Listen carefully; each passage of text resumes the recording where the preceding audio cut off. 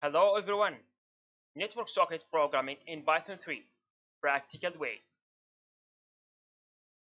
Now in this course, you will know how the internet works. What is socket?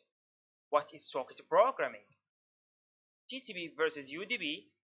What is the raw sockets?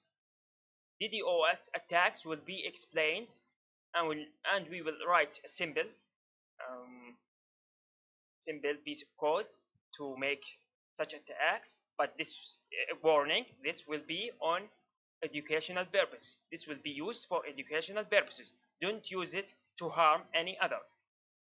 I alert you.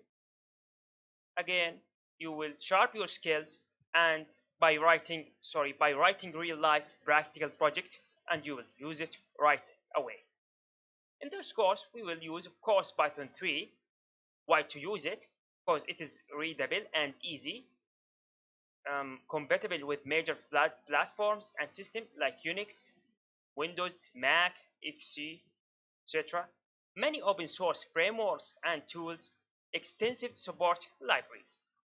The Python 3 is popular, so we will use it.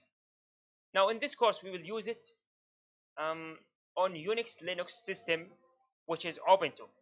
Okay, now why I use it on Unix Linux, not Windows or Mac? Well, the source that being written in this course, or that we will write in this course, okay, can work on Windows or Mac, but it is much recommended to use it and write it and execute it on Unix Linux system like Ubuntu, Kali, any other distribution. Why? Because it is the Unix Linux is more popular and it is free. Why to use it right now? I will tell you why to use it. But it is almost every servers running using Linux. Okay, so as a hacking mind or a hacker mind, let's say, you must know how to use and to write codes on this specific system. Now, why to use Linux? Again, it is an open source, it is secure, it is free, and large community support.